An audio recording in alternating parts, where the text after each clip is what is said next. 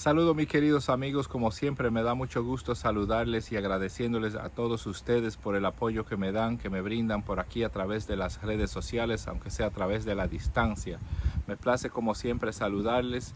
He estado un poquito ocupado especialmente en este mes de agosto que me tocaba el entrenamiento anual en la compañía, y aparte de eso tenía muchísimos vuelos. Como ustedes saben, el verano es una de las épocas más solicitada para los viajes aéreos, cuando la gente está de vacaciones, los niños, y de un lado a otro, y muchísimos viajes, aparte de las obligaciones familiares. Así que el mes de agosto pasado y ahora entrando en septiembre, ahora las cosas se calman un poquitito más, y quiero aprovechar este momento para contarles una anécdota de algo interesante que me pasó en estos días, bueno, la semana pasada, que pienso que pueda ayudarle a ustedes a entender cómo funcionan las cosas en aviación y por qué hay que estar al tanto de lo que nos rodea, es decir, lo que le llaman en inglés situational awareness, o reconocimiento de las situaciones, las cosas que nos pasan a nuestro alrededor, y tomarlas en cuenta y corregir lo que haya que corregir. Resulta que íbamos a viajar desde Richmond, Virginia, para Miami. Tempranito en la mañana, a las 6:30 de la mañana era el vuelo, y había habido mal tiempo en la zona de Dallas el día anterior. Entonces la aeronave que nos asignaron para el viaje era una aeronave que estaba supuesta a ir para Dallas la noche anterior, pero ese vuelo se canceló, y en vez de utilizar otro avión nos dieron esa aeronave a nosotros para ir a Miami, la cual ya tenía el combustible adecuado para el viaje original. Entonces, en el viaje de nosotros hacia Miami se requerían 23.200 libras de combustible, era lo que decía el plan de vuelo, mientras que la aeronave tenía a bordo 31.300 libras, es decir, que tenía varios miles extra de combustible a bordo. Entonces, cuando nos dimos cuenta de eso, media hora antes de salir, contactamos a la compañía para alertarle del problema, ya que el vuelo estaba completamente lleno y no había posibilidad de poder salir con ese plan de vuelo que teníamos, con esa cantidad de combustible. Lo que sucede es, la aeronave sí tenía la capacidad de levantar el peso de todos los pasajeros y las maletas, y estaba muy por debajo del peso máximo, vamos a ponerle unas 13.000 libras menos que el peso máximo de la aeronave. Pero el problema es que el consumo de combustible entre Richmond, Virginia y Miami no iba a ser lo suficiente para bajar el peso durante el vuelo a 146.300 libras, que era el peso máximo para esa aeronave, un Boeing 737 modelo 800. Tiene un peso máximo de aterrizaje de 146.300 libras, como está equipado en la compañía donde yo laboro.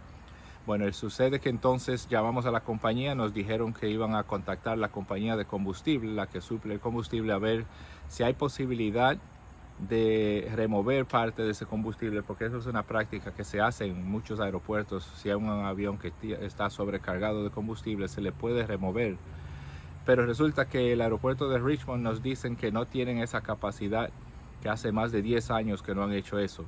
Así que las opciones son, hay que elaborar otro plan. Entonces la idea que surgió fue que íbamos a hacer el vuelo a una altura mucho más baja. En vez de volar a 34.000 pies, íbamos a volar a 24.000.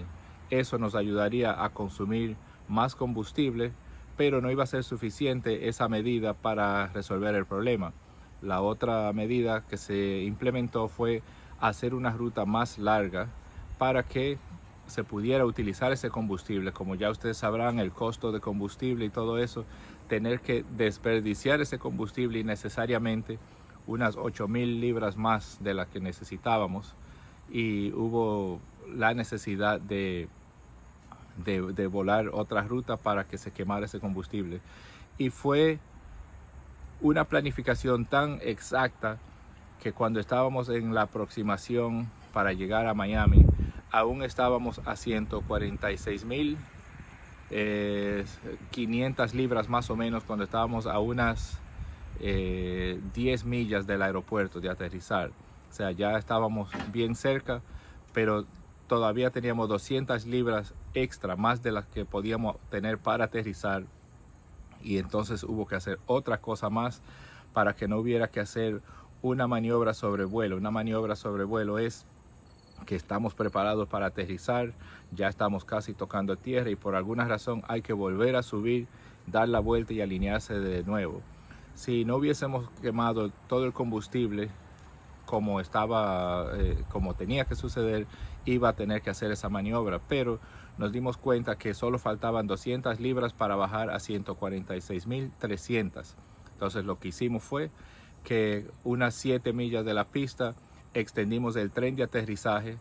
Extender el tren de aterrizaje incrementa el consumo de combustible porque ahora hay que aplicar más potencia para que el avión pueda mantener la velocidad deseada.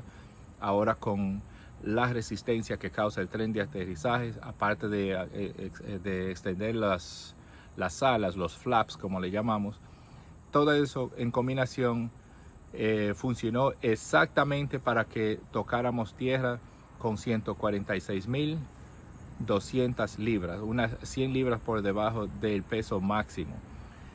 Nos impresionó bastante a mi copiloto y a mí cómo el plan de vuelo y la altura que volamos funcionó exactamente como debía de ser para que llegáramos a Miami con exactamente el peso adecuado, sin tener que dar vueltas ni nada así.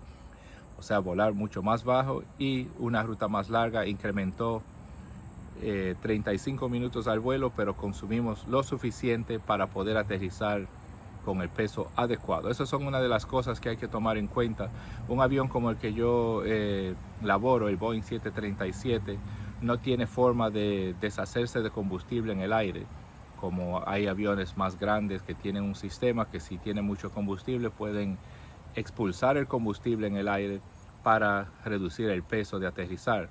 En nuestro caso no hay forma de hacer eso, la única forma es consumiéndolo con los motores. Así que quería contarles esa anécdota de algo que me pasó y que tuvimos que utilizar, generar ideas que nos ayudaran a consumir ese combustible para que así pudiésemos llevar todos los pasajeros y maletas que estaban programadas para ese vuelo, ya que era un vuelo completamente lleno con muchas maletas, muchos pasajeros, y de no hacerlo de esa forma entonces había que dejar pasajeros y equipaje en Richmond, lo que iba a ser una cantidad de unos 8.000 libras que había que remover. Imagínense cuántas personas y cuántas maletas hay que remover. Si usted se imagina que una persona pese alrededor de 200 libras y entonces para dejar todas esas personas atrás por un cambio de avión que se hizo la noche anterior. Así que ya ustedes saben, solo quería compartir con ustedes esa anécdota y una forma también de mantenernos en contacto aquí a través de las redes sociales y seguirles saludando y compartiendo información con todos ustedes. Muchas gracias siempre por el apoyo que me dan. Es un placer saludarle. Aquí estamos en descanso hoy en mi casa y por aquí estaremos con ustedes compartiendo mientras tengamos información que les pueda ser interesante y como siempre tratando de responder a su pregunta. Muchas gracias, nos vemos pronto, feliz día.